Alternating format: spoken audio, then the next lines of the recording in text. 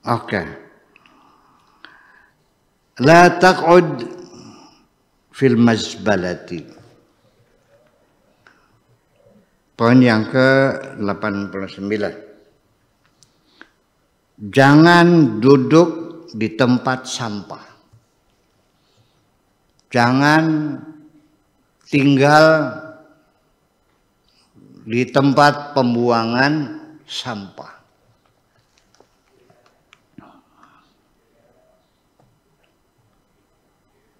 Fatahurru alaikal kilab, kamu akan dibanjiri, akan dipenuhi oleh anjing-anjing mencari bangkai-bangkai itu. Kalau yang pasti mah lalat ya. Lalat atau anjing? Lalat ya pasti. Tempat sampah kan banyak lalatnya. Pasti akan dikerumuni oleh lalat-lalat itu. Kalau anjing mah kadang-kadang ada. Iya. Kadang-kadang juga nggak ada. Ya mungkin ini karena zaman dahulu ya anjing masih banyak di padang pasir gitu. Akhirnya ya iya. Di Mekah saja saya juga kaget ya pertama kali saya masuk kota Mekah. Saya putus dulu tahun 76. Tahun 76. Yang waktu itu juga datang dari Indonesia Kiai Husain Muhammad, Kiai Said Akhil ke Mekah untuk belajar waktu itu tahun 76 itu. Saya sudah 5 tahun yang lalu, tahun 71. Nah, di malam hari saya pulang dari Ka'bah menuju ke rumah kosan, bukan kosan ya. Jadi saya nggak bayar di sana tuh. Saya, ibu saya dan keluarga saya kalau di Mekah itu nggak bayar karena di sana punya tanah wakaf, rumah wakaf 3 tingkat. Itu wakafnya kakeknya ibu saya. Jadi di sana itu yang nggak bayar, tinggal aja. Sekarang udah gusur pelebaran sih, udah dipindahkan, diganti rugi oleh pemerintah di Jeddah. Jadi tidak di Mekah lagi, di Syamiyah namanya situ. Nah itu di tengah perjalanan menuju pulang itu banyak anjing mengejar anjing lain yang datang ke situ. Jadi kayak kecak pelangon, kayak kerat pelangon tuh ada wilayah-wilayahnya. Wah banyak banget. Jadi di kota Mekah juga banyak anjing dan tidak diapa-apain, nggak ada. Yang benci anjing kan kamu di sini yang Wadul Syafi'i, ya. Sama enggak. Dan orang Islam juga di sana melihara anjing kok. Itu ya. Ya, jadi atau mungkin ini menyebut anjing ini mungkin anniversary mazhabnya Syafi'i juga orang ini. Barangkali ya kan. Tapi kalau non Syafi'i mah melihara anjing kok. Mereka masyayikhnya, malah muftinya juga punya anjing. Saya juga pernah dikasih anjing kok. Atau di Tunisia. Ya tapi kan meyakininya kan najis. Saya kan mazhabnya Syafi'i. Jadi ya saya nggak mau nyentuhnya. Ya pokoknya makanan saya lempar-lemparin aja gitu. Rupanya karena dia terlalu diikat sampai akhirnya jalannya pincang. Yang ngasih anjing marah. Kamu kenapa nggak dipelihara? Ya nggak mau sebenarnya. Nggak disayang nih anjing bermanfaat jaga rumah segala macam yang nggak bisa. Ya udah saya ambil lagi, silakan diambil lagi. Suruh pokok siapa nggak dikirik. Iya bagi mereka nggak ada masalah, yang nggak najis gitu. Kalau kita Imam Syafi'i kan nggak kepalang tanggung, sekali menajiskan najisnya najis mughalladhah. Yang disucinya harus 7 kali, salah satunya dengan tanah Iya, bayangkan. Nah, tapi hadisnya sendiri juga tidak mencerminkan itu. Idza walighal kalbu ina'a ahadikum, bejana kamu, bukan tangan, bukan pakaian, bejana itu sendok, piring, itu ina ahadikum. Falyaghsilu sab'an yahdahunna biturab. 7 kali disuci, 1 kalinya dengan tanah. Itu semacam itu. Jadi dengan tanah, karena ya bakteri, kuman-kuman, virus-virus banyak sekali, itu matinya ya dengan tanah. Seperti terbukti sekarang bakteri tuberkulosis TBC itu makanya harus bikin pengidon, tempat meludah orang kalau kena TBC itu di rumahnya siapin, tidak boleh, jangan meludah sembarangan, tapi bikin pengidon tempat ludah, dikasih tanah, jadi setiap meludah dikubur, karena bakteri itu akan mati. Bakteri tuberkulosis itu akan mati dengan tanah itu, terbukti. Gitu. Dia lebih ampuh daripada deterjen kok. Ya, deterjen pakai apa? Sampo, pakai sabun apa namanya? Detol ya, sebagainya. Masih efektif tanah daripada itu semuanya. Gitu. Waq'ud fil qasar al-masun. Jangan tinggal di tempat pembuangan sampah. Nanti kamu akan dikerubut oleh anjing. Tetapi tinggallah di istana yang terpelihara. Wasudda alaikal abwab, dan pintu-pintu tutup yang rapat. Wala yakunu ma'aka fanin ghairuka, dan jangan ada orang lain selain kamu yang sama-sama fananya. Wa in tala'at syamsun aw tarannama ta'irun autaran nama ta'irun fastur wajhaka anhu. Sekalipun matahari telah terbit, tutup pintu rapat-rapat, ya. Jangan ada orang lain, sekalipun matahari terbit, sekalipun burung-burung berkicau, jangan buka jendela, tutup sudah rapat. Fastur wajhaka, tutupilah wajahmu, anhu, dari burung-burung berkicau. Fa innaka in ra'aita ghairi, karena ketika engkau melihat selain aku, ketika engkau melirik, buka jendela, buka pintu, dan matamu melihat orang lain, melihat selain aku, abaddahu, akan kau sembah.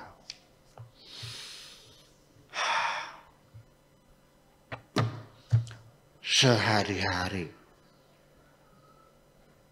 kita menyembah orang yang kita kagumi. Sehari-hari kita menyembah orang yang kita takuti. Sehari-hari kita menyembah orang yang kita hormati. Makanya jangan biarkan matamu melihat selain aku. Nanti engkau akan menyembahnya. Iya, begitu engkau ketemu dengan perempuan yang cantik jelita, Masya Allah, dileng. Langsung pingsan kamu, kelojot sampai lupa anak istri. Iya kan? Semua harta mau kau berikan. Ya, kau sewakan rumah khusus buat perempuan yang cantik, udah itu. Dengan jaminan nafkahnya, belum kawin sudah menyembah, langsung menyembahnya. Ya mengagumi kan menyembahnya. Mengagumi sampai uangnya 15 juta setiap bulan, rumahnya dikontrakan. Di Cirebon bisnis apa namanya? JSB tah. CSB. Oh iya, kasih mobilnya Honda Civic, tergila-gila. sampai hubungan dengan istri macet. Iya, mana anak lupa itu, karena engkau masih melihat selain aku. Apapun yang kau lihat nanti akan kau sembah. Oke, setelah engkau yakin bahwa aku tidak akan menyembah siapapun, setelah engkau yakin bahwa engkau tidak ada yang engkau kagumi selain Tuhanmu, dan seterusnya, tidak yakin tidak ada yang kau takuti kecuali Tuhanmu, silahkan buka matamu, kau lihat dunia ini. Kalau belum yakin betul, hati-hati, pilih-pilih mana yang bisa dilihat dan mana yang tidak bisa dilihat. Iya. Paling tidak, kalaupun tidak menyembahnya, menginginkannya. Iya, itulah makanya saya mengatakan berdua, kenapa iklan itu dipasang di jalan, di tengah jalan, supaya kamu lihat persoalannya. Iya, di tengah kita kadang sedang main YouTube sendiri, sedang mendengarkan ceramah orang, ya. Ustadz Abdul Somad lagi senak-enaknya kita menikmati ceramahnya Abdul Somad, tiba-tiba jelek masuk iklan, kan? Ya kan mengganggu kenyamanan orang lain macam itu. Tapi itu YouTube ya itu sih hak perusahaan ya. Ini yang di jalan-jalan raya yang melintang di tengah jalan tuh, yang segede-gede gajah tuh, itu kan mengganggu sekali sebetulnya. Tolong dong ditertibkan kalau bisa. Kalau bisa, kalau enggak ya usah. Kalau enggak bisa ya udah nggak usah ditertibkan. Kalau bisa ditertibkan supaya kita juga orang nyupir juga harus konsentrasi dong. Kalau kita nyupir sama baca iklan, misalnya lihat cewek cantik sering tabrakan kok, betul nggak? Anda klik buka YouTube ya, terus apa? Aksiden, kecelakaan lalu lintas yang terekam. Klik. Ada naik motor karena ada perempuan cantik ceger lagi.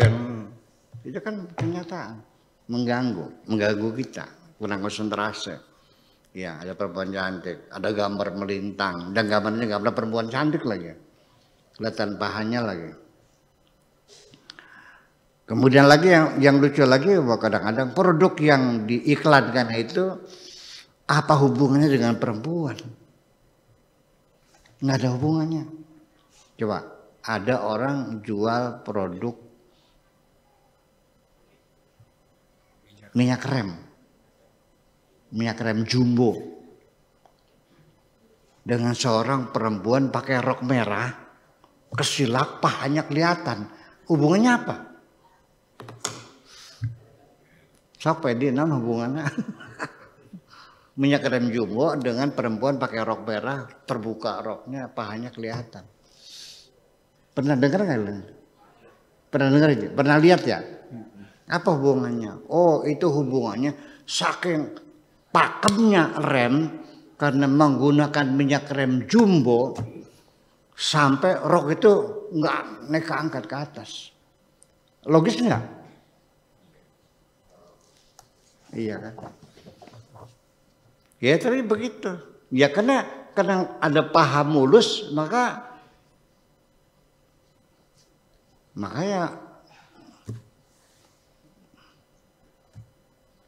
anggawan ya tertarik. Terpaksa seperti ada yang narik mukanya disuruh lihat kan gitu. Nah, itu salahnya. Yang penting lihat gitu juga, tujuannya kan yang penting memaksa kita untuk melihat produk-produk itu. Kalau sudah lihat lalu apa? Muncul keinginan untuk memilikinya. Itu persoalannya.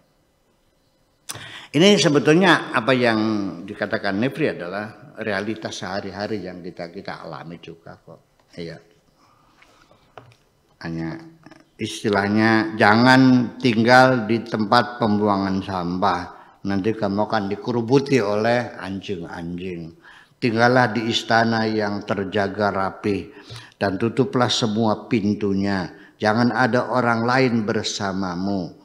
Sekalipun matahari terbit, sekalipun burung berkicau, tutupi wajahmu. Karena apabila engkau melihat sesuatu selain aku, engkau pasti akan menyembahnya. Wa in ra'aka ghairi, sebaliknya apabila ada orang lain yang melihat kamu selain aku. Apabila engkau melihat sesuatu, kamu akan menyembahnya. Sebaliknya apabila engkau dilihat oleh orang lain selain aku, abadaka, dia akan menyembah kepadamu. Bolak-baliknya. Kamu akan menyembah apa yang kamu lihat, tapi ketika engkau dilihat orang lain juga bisa saja nantinya menyembah kamu. Seperti apa? Ya, seperti mengkultus individukan seseorang. Sehingga memustahilkan kiaimu melakukan kesalahan. Masa kiaiku salah? Nah, itu kan sudah kultus. Betul enggak? Iya. Iya. Jadi begini, saya sendiri juga sebetulnya dalam keadaan galau pemikiran ya. Kalau saya melihat tata krama budi pekerti yang diajarkan di pesantren-pesantren salafi, pesantren tradisional seperti pesantren saya lah di Babakan Ciwaringin dulu 13 tahun sampai di Babakan. Tata keramanya menghadap kiai harus pakai lengan yang lengan tangannya panjang, tidak boleh lengan pendek, dan harus pakai topi, tidak boleh jambulan. Datang assalamualaikum, cium tangan, duduknya begini, itu diatur semuanya itu. Sampai kepada ketika kiai juga sedang lewat, kita masih berdiri dan kita menundukkan mukanya sambil mengucapkan assalamualaikum. Sampai dan semuanya masuk menghadap juga harus berjalan di atas lututnya ya, menggesor gitu. Ini fenomena semacam ini saya membuat tidak nyaman. Ya artinya jangan berlebih-lebihan lah. Agaknya kurang nyaman dalam pikiran saya dong. Masih ada perubahan lah. Ya hormatlah sebatas penghormatan. Tetapi ketika akhir-akhir ini saya melihat pesantren-pesantren yang modern, ya, yang tidak mengajarkan tata krama seperti itu kan benar kepada kiainya, juga merasa tidak nyaman juga. Masa kiai jadi ngerasa di kiai, masa di depan kiai membantah, menyoal, iya, meminta kiai berargumentasi. Enggak juga ya. Jadi gimana ya? Ini ya formulanya mesti diatur lebih lanjut lah. Saya tidak bisa berkomentar ya yang pas seperti apa. Terlalu memuliakan sampai mengkultuskan juga ya saya kira tidak layak lah. Terlalu berani ngelawan kiai juga ya tidak layak lah. Sekalipun kedua-duanya sama, artinya ta'zim sama kiai, hormat sama kiai. Nah itulah artinya bahwa sekali lagi ketika kita bertasbih kepada Allah, memahasucikan Allah, artinya kan ta'zim kepada Allah yang maha suci dari ketergantungan terhadap apapun. Jadi kita mawas diri, kita hati-hati bahwa Allah itu seperti itu. Jadi namanya bertuhan bukan sekedar hanya mengakui adanya saja. Apa artinya? Nothing semuanya itu. Ya bisa saja orang itu, ini sebagai contoh ya, sebagai contoh. Mengakui ya Buya Sakuto orang pintar lah kiai. Kemudian jadi pengasuh pondok pesantren Cadang Pinggan ya, di Indramayu. Pondok yang paling besar di Indramayu, ya sebatas itu pengakuannya, ya enggak salah. Tapi diimplementasikan enggak pada perilakunya, berbentuk penghormatan kepada seorang pengasuh pesantren, seorang kiai. Ternyata ketika saya datang juga buka pintunya separuh kok. Dan ketika saya pulang juga dia tidak menghantarkan aku sampai ke mobil, cukup di depan pintu, begitu saya keluar langsung pintunya ditutup, gimana lagi? Betul nggak? Baru saja kemarin Bapak Wakil Gubernur Jawa Barat, Pak UU, ya kan, main ke sini. Begitu selesai dengan segala keperluannya dan kita banyak mengobrol ke sana kemari dan kita merasa senang bahagia dan beliau permisi pulang. Saya antar sampai di mobilnya kok. Betul nggak? Masa dari pintu saja lalu saya tutup, belum orangnya pergi saya tutup begitu. Penghormatan begitu tuh. Nah ya artinya sekalipun dia sering menyanjung-nyanjung saya, hebat, orang pintar segala macam. Tapi perilaku dia yang seperti itu, aku pulang juga tidak dihantar sampai ke mobil, buka pintu juga setengah, seperti itu kok maksudnya. Nah kita sama bertuhan seperti itu, yang kurang ajar, betul nggak?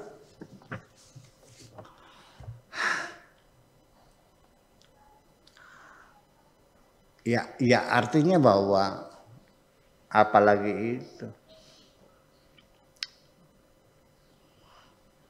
Pernah lihat nggak orang perempuan sholat pakai kemben aja? Nggak pakai BH? Iya nanti pakai mukena, ya tapi nggak pakai BH gitu. Sering lihat nggak? Bener mungkin lo. Yang Allah sudah memberikan petunjuk, khudzu zinatakum 'inda kulli masjidin, khudzu zinatakum 'inda kulli masjidin. Ambillah perhiasanmu ketika engkau akan mendatangi tempat bersujud, ketika engkau akan sholat, mau ke masjid, pakai pakaian yang bagus, pakai lipstick, pakai foundation, pakai mukena yang bagus, bukan pakai kemben. Kemben itu sarung yang diikatkan di atas buah dada, sama itu, nggak pakai BH lagi. Iya, jadi artinya bahwa faktor seks juga sangat diperhatikan dalam Al-Quran. Makanya kenapa orang perempuan ketika bersujud harus ngedeprek. Bokongnya ini jangan nungging, tapi direndahkan bokongnya itu. Tolong sampaikan kepada istri kalian, jangan nungging.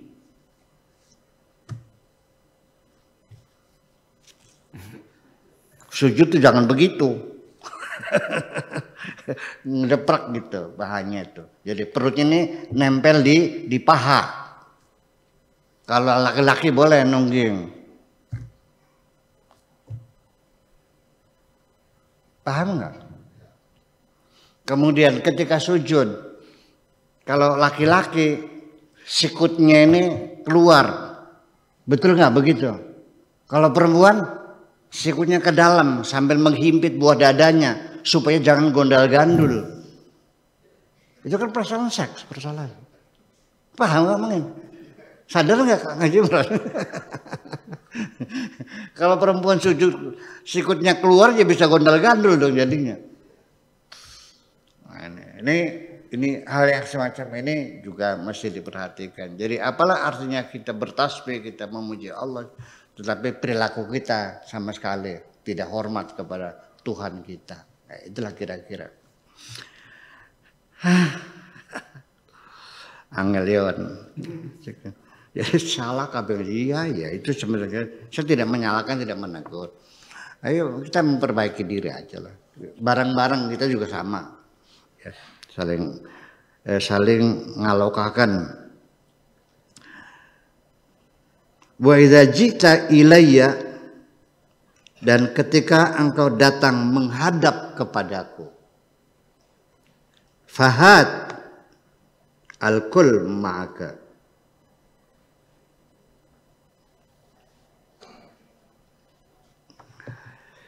maka kemarilah semua yang ada bersamamu. Kun sahiba da'watin, jadilah engkau orang yang sahibu dakwah, ya, yang berdakwah, yang melakukan dakwah. Wansur kalimat al-haqqi, dan sebarkanlah kalimat kebenaran bainan nas, di antara manusia. Ya, datang dengan gagah berani dan sopan santun yang tinggi juga, berdakwah kepada manusia, menyampaikan kebenaran kepada umat manusia. Wa illa lam aqbalka, kalau tidak demikian aku tidak menerima kehadiranmu. Fa idza ji'ta bihi,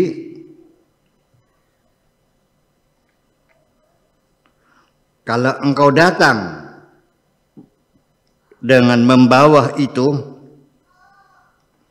radadtuhu alaika, akan aku kembalikan lagi kepadamu. Wala tanfa'uka syafa'atus syafi'in, dan tidak akan dapat pertolongan dari siapapun. La aqbaluka, aku tidak menerimamu idza kana kullu hammika, apabila segala keinginanmu hanya antukhallisa nafsaka, hanya untuk memurnikan, mensucikan dirimu,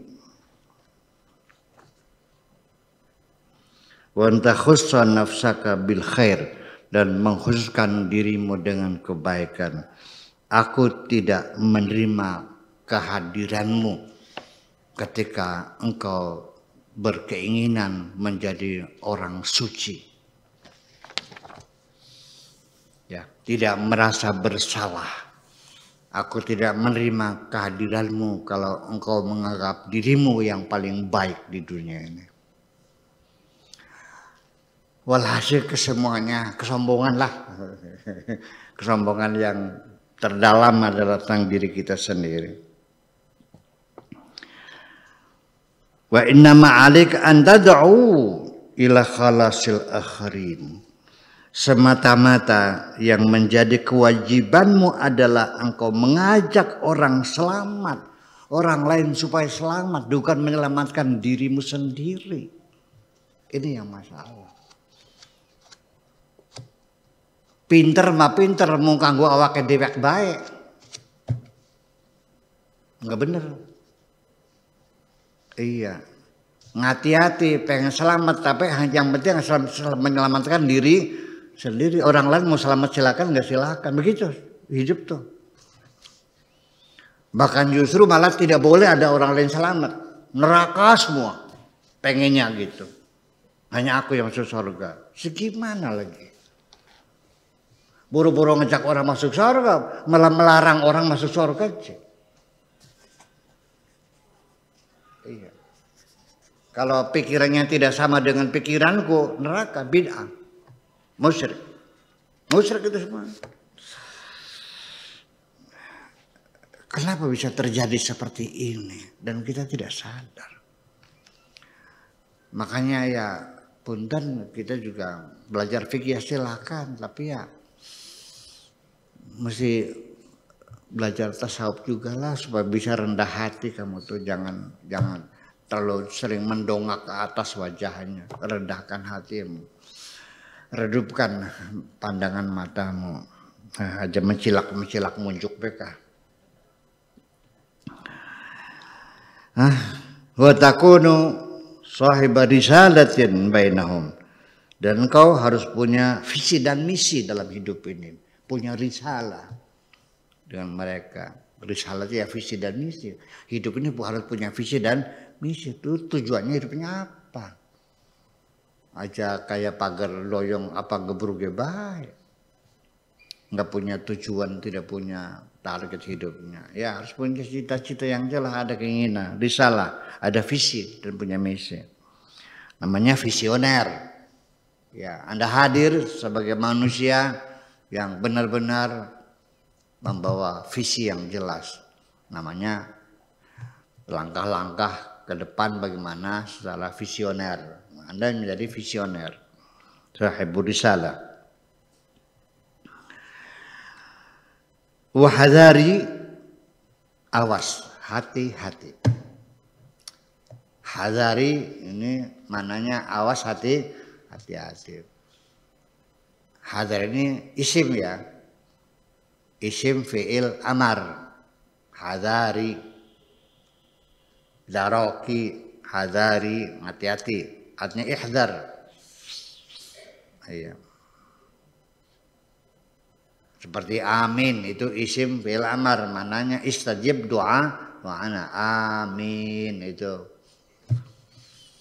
Ya, bukan amin tapi amin isim fi'il amar. Hadari, awas hati-hati. Fa innaka in akhta'ta fit tabligh, hati-hati apabila engkau salah dalam bertabligh,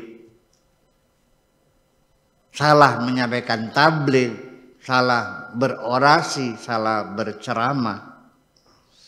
Akhadtuka bidzambika, aku akan menuntut dosamu.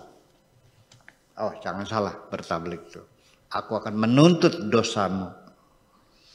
Wa dzanba man ittaba'aka, dan dosa-dosa orang yang mengikuti kamu. Salah tabligh, kutuntut kesalahanmu. Termasuk kesalahan orang-orang yang mengikuti kamu. Termasuk kesalahan-kesalahan pengikut-pengikut kamu semuanya. Akan kupikulkan di atas pundakmu semuanya itu. Mengerti? Berat. Makanya mengerti. Aja nggak kayak dosa. Bakal bisa tabligh wis masih mending menang. Kalau memang kau tidak mampu bertabligh dengan baik, membuat orang menjadi nyaman, menjadi bahagia, menjadi orang segar pikirannya, iya, membangun persahabatan, berbagi kebahagiaan. Mangga, kalau nggak bisa lebih baik diamlah, nggak usah berbanyak dosa. Ya, pengikutmu semakin banyak orang yang mengikuti, gitu. Wala tanfa'uka syafaatun, dan sudah tidak bisa ditolong lagi. Tidak akan ada orang yang bisa memberikan syafaat kepada kamu lagi. Cuan hati-hati. Terima kasih. Assalamualaikum warahmatullahi wabarakatuh. Waalaikumsalam warahmatullahi wabarakatuh.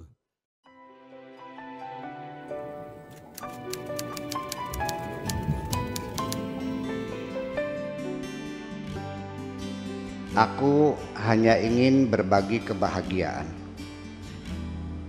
dan tidak menggurui siapapun. Terlalu sulit bagiku untuk menyalahkan siapapun. Akan tetapi apabila ada orang yang ingin mengisi raporku, tentu aku sangat gembira sekali. Dan kujamin aku tidak akan sakit hati sedikit.